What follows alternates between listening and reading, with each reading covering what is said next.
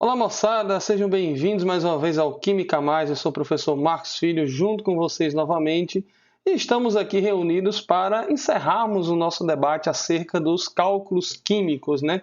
A parte da química que é tão importante e tão cobrada nos vestibulares, principalmente no nosso Enem. Hoje a gente vai fazer um apanhado bem geral de tudo que a gente trabalhou aqui ao longo das videoaulas que estão postadas no nosso canal, passando pelas partes mais iniciais, como massas atômicas, e terminando na parte que é aquilo que há de bruto nos cálculos químicos, a parte de mol, de cálculo de massa, de número de entidades químicas, ok? Então vamos lá, preparei aqui para a gente hoje 4 questões envolvendo o que há de mais importante e o que a gente precisa dominar em relação aos cálculos químicos. Então vamos lá, a primeira questão fala assim, ó. O elemento bromo apresenta massa atômica de 79,9. Supondo que os isótopos bromo 79 e bromo 81 tenham massas atômicas em unidade de massa atômica exatamente iguais aos seus respectivos números de massa. Então ele está dizendo o quê? Que esses dois isótopos aqui, ó, eles vão ter número de massa 79 e 81 respectivamente. Qual será a abundância relativa de cada um dos isótopos? Pessoal, vamos só relembrar. Massa atômica, que ele inclusive deu aqui no caso do bromo, né? Se a gente for lá na tabelazinha periódica e pegar lá o elemento bromo, né? Nas tabelas periódicas que são mais, vamos dizer assim, precisas, né? O elemento bromo ele vai aparecer com um número de massa em cima de 79,9. Pode estar em cima ou embaixo, dependendo da sua versão em relação à tabela periódica. O número de massa que aparece nos elementos químicos, nos átomos dos elementos químicos, eles representam o que, de maneira geral? Representam a soma de prótons e nêutrons. Porém, eu posso ter, para mais de um elemento químico, eu posso ter mais de um valor de número de massa. Então, o que é que os químicos fizeram? Eles padronizaram um único valor de massa que é referente à média ponderada dos seus isótopos. Porque senão, se a gente, por exemplo, fosse contemplar cada um dos isótopos na tabela periódica, a tabela periódica ela seria o triplo do que ela é hoje. Então, quando a gente observa o número de massa na tabela periódica de um elemento químico, a gente está olhando, na verdade, para a média ponderada que aquele elemento vai apresentar em relação aos seus isótopos. E aí, essa média ponderada, a gente pode calcular como? A média ponderada, que é a massa atômica, ela vai ser a média ponderada, repito, dos seus isótopos. Então, no caso do bromo, nós temos dois isótopos, né? Então, como é que a gente faz para calcular a sua média ponderada? A gente pega a massa do primeiro isótopo, multiplica pela sua porcentagem, mais a massa do segundo isótopo, multiplica pela sua porcentagem. Se por acaso tivesse um terceiro isótopo, faria a mesma coisa, massa do terceiro vezes a sua porcentagem. Tudo isso de aqui dividido por 100%.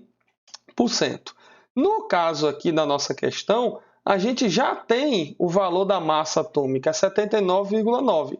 Então, você vai ter 79,9 para o valor aqui, no primeiro membro. E aí, no segundo membro, você vai ter o quê? Ó? A massa 1 e a massa 2 vão vir dos dois isótopos, 79 e 81. Então, eu coloco 79, que multiplica a porcentagem dele, que é a abundância, que eu não sei quanto é que é, somado com a massa do segundo isótopo, que é 81, vezes a sua porcentagem, estou chamando de P2. Tudo dividido por 100. Belezinha? O 100 que está dividindo vai passar multiplicando. Então, você vai ficar com 79,9 que multiplica 100. Vai ficar 7.990 igual 79P1 mais 81P2. Pronto. Cheguei aqui nessa equaçãozinha. Não consigo sair daqui, ok? Eu não consigo determinar nem P1 e nem P2, porque eu tenho duas incógnitas na minha equação química.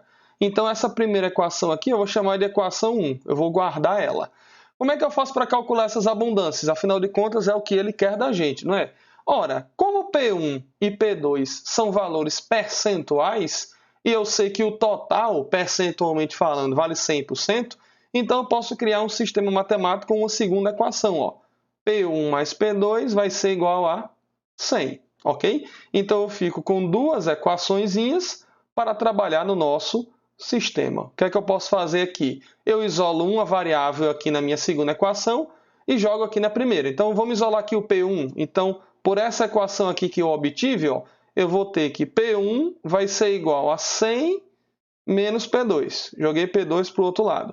Então, esse valor de P1 aqui, ó, eu vou substituir agora na minha equação principal, para encontrar uma variável apenas. Então, vamos lá. Como é que a gente vai ficar aqui? Ó, se liga.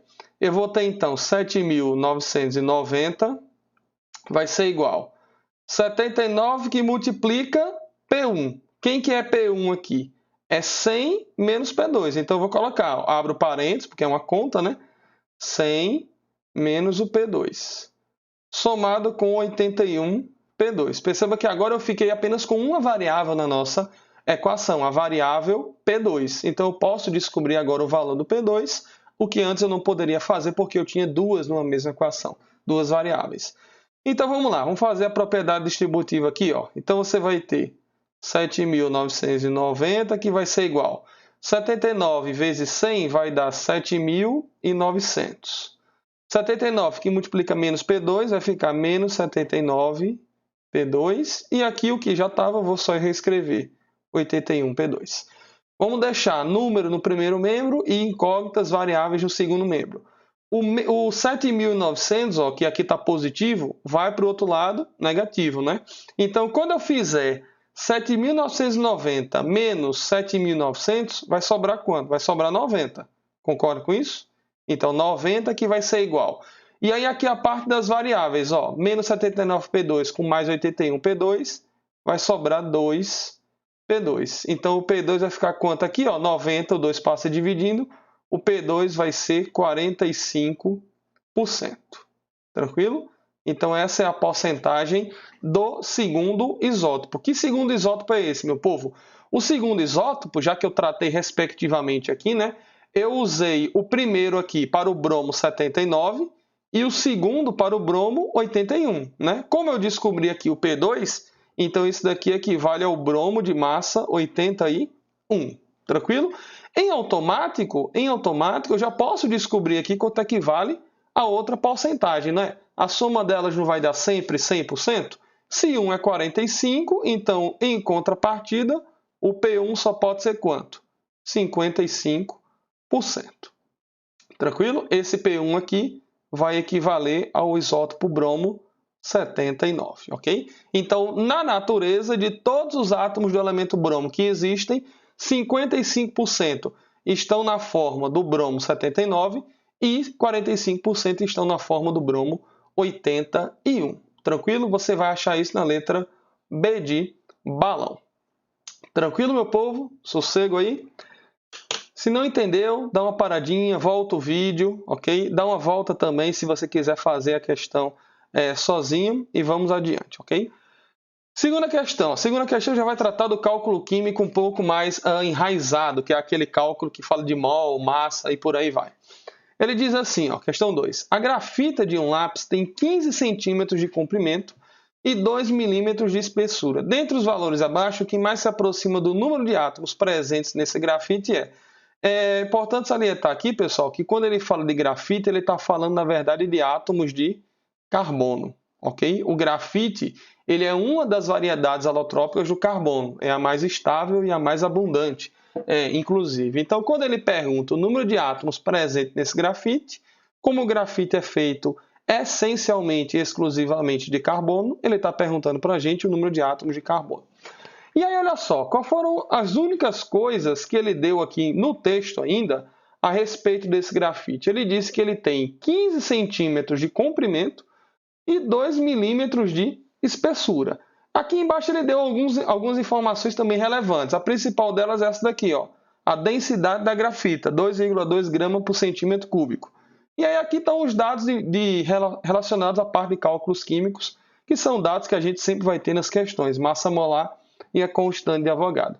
Então vamos para cá, vamos para um quadrinho um pouco mais espaçoso para a gente debater isso que ele acabou de citar para a gente. Ele disse que o comprimento da grafite, sim, uma coisa importante que eu até passei batido, ó. Assuma que a grafite é um cilindro regular reto, ok? Ou seja, cilindro regular reto significa que a base desse cilindro ela vai ser circular, belezinha? Tanto a base como o topo, obviamente. Então vamos lá, como ele falou para a gente que o cilindro ele vai ter uma espessura de 2 milímetros, O que é que significa, no caso, a espessura, considerando que a área é uma circunferência? Significa que o diâmetro vai valer 2 milímetros, belezinha? E o comprimento desse grafite, desse cilindro, ele diz que é de 15 centímetros. Comprimento aqui eu posso encarar como sendo o quê, pessoal? Como sendo a altura desse cilindro, belezinha? Como você tem aqui unidades de medidas diferentes, centímetro e milímetro, vamos deixar tudo numa unidade só, né? 2 milímetros é a mesma coisa de 0,2 centímetros. Então, você tem um diâmetro de 0,2 centímetros e uma altura de 15 centímetros. Ora, para eu calcular o número de átomos disso daí, vamos relembrar os cálculos químicos, como é que a gente faz a relação das três grandezas principais macroscópicas. É a grandeza do mol, da massa, não é isso? E do número de partículas. Tudo bem? Em que você vai ter sempre que tipo de relação? Um mol de uma substância estará para a sua massa molar, que vai estar para 6 vezes 10 elevado a 23 partículas.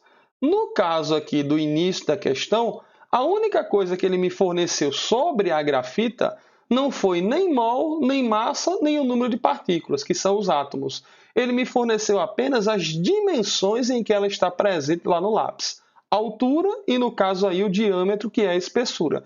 O que dá para fazer, então, nesse caso aqui, meu povo? A única coisa que dá para fazer é calcular o volume dessa grafita, ou seja, calcular o volume desse cilindro aí. E como é que a gente calcula o volume de cilindro, hein?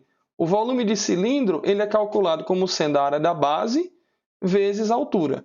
Nesse caso, como a área da base é uma circunferência, a base é uma circunferência, como é que a gente calcula a área de circunferências, hein?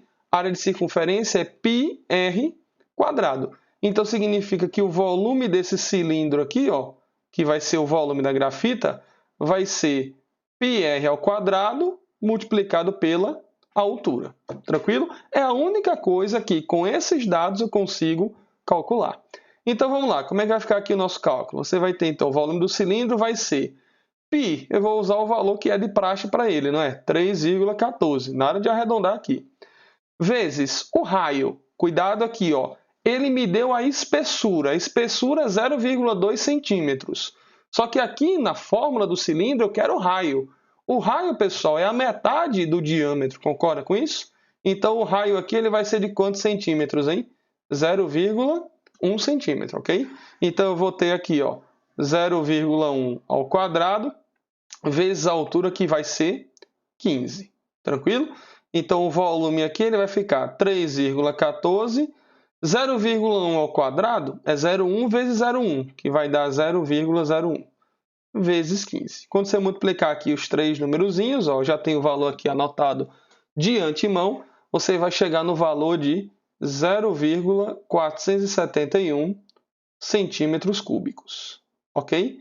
Então, esse aqui é o volume para a nossa grafita que está presente no lápis. Ok? Professor, o senhor calculou o volume, muito bem, mas para descobrir o número de átomos, que é o que de fato vai me interessar, eu não tenho volume aqui no meu tripé macroscópico. A única coisa que eu tenho, repito, é mol, massa e o número de partículas. Opa! Só que ele me deu o dado que vai ser de extrema importância aqui na minha questão, que é o quê? A densidade da grafita, 2,2. Se eu tenho a densidade, o que é que eu consigo fazer com a densidade, pessoal? Calcular a massa, porque densidade é a relação de massa e volume. Então, eu descobri o volume, tenho a densidade, posso calcular a massa. Então, a massa aqui é densidade vezes volume. Aplicando, você vai ter o quê? 2,2 vezes o volume, que é 0,471. Quando você fizer aqui a continha, você vai chegar no valor de 1,03 gramas. Tudo bem? Tranquilão até aí? Então, descobri então aqui a massa do nosso grafite. Agora eu posso partir para o nosso cálculo químico padrão. Como é que vai ser? Eu vou aplicar isso daqui, ó. Então, eu vou ter que 1 mol de carbono, que é o grafite, está para uma massa molar. Quanto que é a massa molar do carbono? Está aqui na questão, ó, 12 gramas por mol. Então, 1 mol está para 12 gramas, que vai estar para 6 vezes 10 elevado a 23 átomos de grafite. Até porque os carbonos são em forma de átomos, né? Qual que é a massa lá da grafite que eu acabei de descobrir depois de um arrodeado matemático bem importante? 1,03. Então, quando eu tiver 1,03 gramas, o número de átomos vai ser X. Tranquilão? Aqui está a continha da regra de 3 que eu vou fazer. Tudo bem, meu povo? Vou colocar logo aqui a resposta, certo? Quando você fizer aqui, você vai chegar em 5,2 vezes 10 elevado a 22 átomos de carbono. Como ele quer aproximadamente, né? A resposta, então, 5 vezes 10 a 22, letra C de cachorro. Tranquilão, beleza? Então, perceba que foi uma questão já um pouco mais extensa, uma questão trabalhosa, uma questão que envolveu cálculo químico, mas que envolveu uma conta paralela que a gente teve que ir lá na geometria de sólidos para procurar fazer. Belezinha? Então, pausa aí o vídeo, tenta fazer a questão sozinho também para a gente continuar. Terceira questão, vai dizer assim para a gente, ó, fertilizantes do tipo NPK possuem proporções diferentes dos elementos nitrogênio, fósforo e potássio. Uma formulação comum utilizada na produção de pimenta é a NPK 43016, em que esses números aqui vão significar 4% de nitrogênio, 30% de P2O5, que é o pentaóxido de fósforo, e 16% do óxido de potássio, K2O, tudo em massa. Essas porcentagens são em massa. Assim, a quantidade em mol de P, que é o fósforo que eu tenho aqui, né? A quantidade em mol de fósforo contida em 100 gramas desse fertilizante é de aproximadamente. Então, o que ele quer da gente está aqui, a quantidade de mol de um elemento químico. Ele não quer saber a quantidade de uma substância, ele quer saber a quantidade de um elemento químico apenas. Perceba que dessas 3 substâncias que ele citou aqui, pessoal, apenas o P2O5, né, que é o pentaóxido de fósforo, é a que tem o elemento fósforo. Então, vamos me preocupar somente com esse dado aqui da questão, belezinha? Como eu tenho 100 gramas de fertilizante, então a quantidade de P2O5 que vai ter nesses 100 gramas vai ser o quê? Vai ser 30% de 100 gramas. Quanto que é 30% de 100 gramas, hein? 30 gramas. Então, eu vou ter 30 gramas de P2O5. Tudo bem? Só que, mais uma vez, eu não estou interessado em saber a quantidade de P2O5. Eu quero saber apenas a quantidade de P. E eu quero saber essa quantidade em mol. Então, isso daí mexe um pouquinho com a gente na parte de fórmulas químicas. A parte de fórmulas químicas é a parte em que você tem uma quantidade de uma substância e você está interessado em saber ou proporcionalmente ou percentualmente a quantidade de apenas um elemento presente lá dentro. Então, vamos lá. Tem 2 maneiras de eu fazer isso daqui de maneira bem direitinha, pessoal. Lembre, mais uma vez, eu quero apenas a quantidade do P aqui dentro. Então, vamos lá. Como eu tenho a massa dele presente lá no fertilizante, ele me deu as massas molares aqui. Com massa molar, eu consigo fazer tudo o que eu quero, porque a massa molar ela vai me dar o quê? Ela vai me dar a massa molar total do composto, e nessa massa molar total, eu vou poder saber quanto que eu vou ter, qual que vai ser a participação de cada elemento químico. Ou seja, eu vou estabelecer aí aquilo que há de mais valia nos cálculos químicos, que são as proporcionalidades. É daí que surgem as regras de 3 simples. Então, olha só, calculando aqui a massa molar do P2O5. Deixa eu apagar aqui. Calculando a massa molar do nosso P2O5. A gente vai ter o quê? Vamos lá. A massa molar do P é 31, como são 2 átomos, 31 vezes 2. Mais a do oxigênio é 16, como são 5, 16 vezes 5. Isso daqui vai me dar 62 mais 80. A massa molar total disso daqui, 142 gramas por mol. Ok? Pronto. Para que eu vou querer, então, a massa molar do composto? Nessa massa molar total do composto, qual que é a participação apenas do P? O P está presente em quanto, pessoal? 62 gramas, né? Então, olha o que eu vou fazer aqui. Ó. Se liga na parada. Eu vou colocar a massa total de um lado e do outro lado eu vou colocar apenas a parte, que é a massa do fósforo. Então, eu vou ter o que na nossa relação aqui? Olha só. Quando eu tiver 142 gramas, dentro desses 142 gramas, qual que vai ser a parte apenas do fósforo? Apenas do elemento P? Ele vai estar presente em um total de 62, né? Então, eu vou ter 62 gramas. Ou seja, mais uma vez, eu estabeleço uma proporcionalidade entre a massa total do composto e uma parte dele, que é a parte que me interessa, que é o fósforo.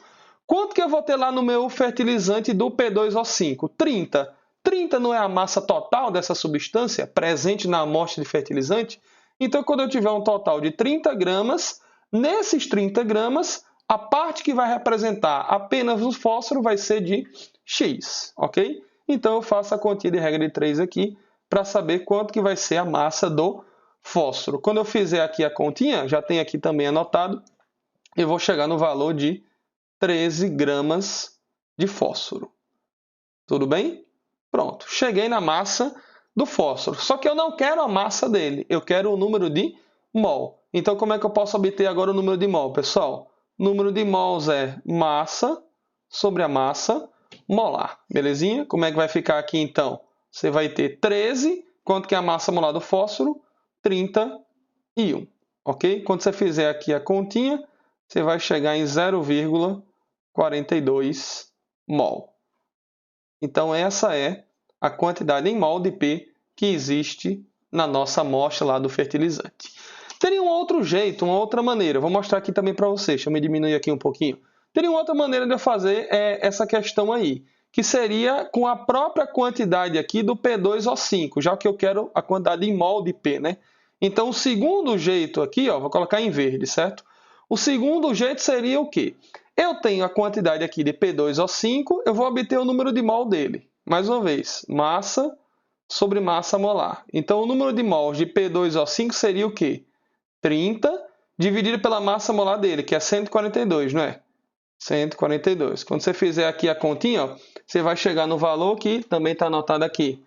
0,211 mol de P2O5. Pronto. Não é a minha resposta. Por quê? Porque eu descobri o número de mols de P2O5. Eu quero só o número de mols de quem? De P. Aí aqui vem aquela principal, digamos assim, a principal interpretação de cálculos químicos envolvendo fórmulas, pessoal. Dentro do P2O5, dentro de uma molécula, olha só, dentro de uma molécula de P2O5, quantos átomos de fósforo eu tenho? Quantos átomos de P eu tenho? 2, não é? Então, eu tenho 2 átomos de P. Essa leitura que eu estou fazendo aqui com molécula, com átomo, é uma leitura microscópica. Se eu quiser transformar essa leitura micro numa leitura macroscópica, eu vou usar o quê? Mol. Então, eu posso dizer o seguinte, ó, que a cada 1 mol de P2O5, quantos mols de fósforo eu vou ter? Eu vou ter 2 mol de fósforo. A quantidade, a proporção, ela é a mesma, independente se a leitura seja microscópica ou macroscópica. Então, o que eu acabei de fazer aqui, ó, foi estabelecer uma proporcionalidade entre a quantidade de mol de uma substância e a quantidade de elemento químico em mol presente nessa substância. Então, se a cada 1 mol de P2O5 eu tenho 2 mols de fósforo de P, quando eu tiver essa quantidade aqui, ó, 0,211 mol de P2O5, deixa eu sumir aqui rapidinho. Qual que vai ser a quantidade de mol de P que eu vou ter? X. Fazendo aqui a regrinha de 3, você vai chegar no dobro, né? Você vai chegar em 0,42 mol de P. O mesmo valor que a gente tinha chegado já no cálculo anterior, mas agora eu mostrei uma segunda via, uma via alternativa para que você também pudesse resolver essa questão. Belezinha? Tranquilo? Dá uma pausa no vídeo, volta, tenta fazer sozinho e vamos para a quarta e última questão. Nós teremos o seguinte na quarta e última questão. Se liga só.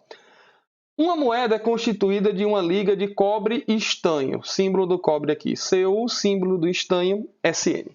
Para a determinação do teor percentual de cada um desses metais na liga, foram submetidos 10 gramas de moedas a uma sequência de reações para obtenção dos metais na forma de seus óxidos. Óxidos de cobre 2 e óxido de estanho 2. Primeiramente, então, o que ele está me dizendo é que você tem 10 gramas, você tem 10 gramas de moedas, certo? E que nesses 10 gramas você tem cobre e você tem estanho, só que você não sabe a quantidade de cada um deles, ok? E aí o que é que aconteceu? Esse cobre e esse estanho foram submetidos a reações químicas, ele não citou essas reações aí, mas para formar óxidos, com certeza, reações de oxidação, reações de combustão, e aí formaram, respectivamente, os óxidos de cobre 2 e estanho 2. Primeiro, para formar óxido, pessoal, óxido é quando você tem o quê? É quando você tem o oxigênio com NOx menos 2, com carga menos 2. A parte inicial, digamos assim, da questão começa aqui, em eu desenvolver o raciocínio para descobrir quais são essas fórmulas dos óxidos de cobre e estanho. Então, primeiramente, aqui ele fala, ó, cobre 2. Se é cobre 2, significa o quê? É cobre 2+. Então, você vai ter o cobre 2+, junto com o oxigênio 2-. Como o módulo das cargas aqui é o mesmo, você pode juntar isso daqui direto. Então, você vai chegar em CuO. Essa, então, essa é a fórmula do óxido de cobre 2. Para o estanho, a mesma coisa. Ó. Estanho 2. Então, significa o quê? É o SN2+. Como é um óxido, o oxigênio vai ter carga 2-. Então, qual que vai ser a fórmula disso daqui? Se o número das cargas, mais uma vez, é igual, você pode juntar os elementos direto. Vai ficar SNO. Essa, então, é a fórmula do óxido de estanho. Belezinha? Pronto. Então, a primeira parte, digamos assim, da questão era a gente desenvolver essas fórmulas aqui, já estão aí. Considerando que todas as reações foram quantitativas e que as massas de óxidos de cobre e estanho foram, respectivamente, 7,51 e 4,54. Então, ele está quantitativando, digamos assim, esses óxidos para a gente. Pode-se afirmar que os percentuais de cobre e estanho na liga são, respectivamente. Ou seja, ele quer saber quantos por cento eu vou ter de cobre e quantos por cento eu vou ter de estanho lá nas moedas. Ora, como as moedas elas pesam juntas 10 gramas, para eu saber essas porcentagens, eu vou ter que descobrir qual que é a massa de cobre, qual que é a massa de estanho. Pessoal, o único dado que ele forneceu para mim, além das massas molares, claro, que ele sempre vai ter que fornecer, é a massa de cada óxido. Então, por exemplo, vamos trazer para cá despoluindo aqui. Ó. Se liga. Eu vou ter 7,51 gramas de óxido de cobre. Então, significa que desses 7,51, uma parte vai ser somente do elemento cobre. E essa parte que é do elemento cobre é porque ela veio lá das moedas. Aqui é a mesma coisa, 4,54 gramas de SNO.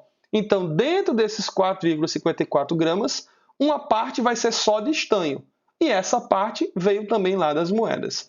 Então, mais uma vez, eu vou me deparar aqui com uma questão envolvendo fórmula química, em que eu tenho a massa de uma substância, mas o que eu estou interessado mesmo é em saber a quantidade de um elemento presente nessa substância.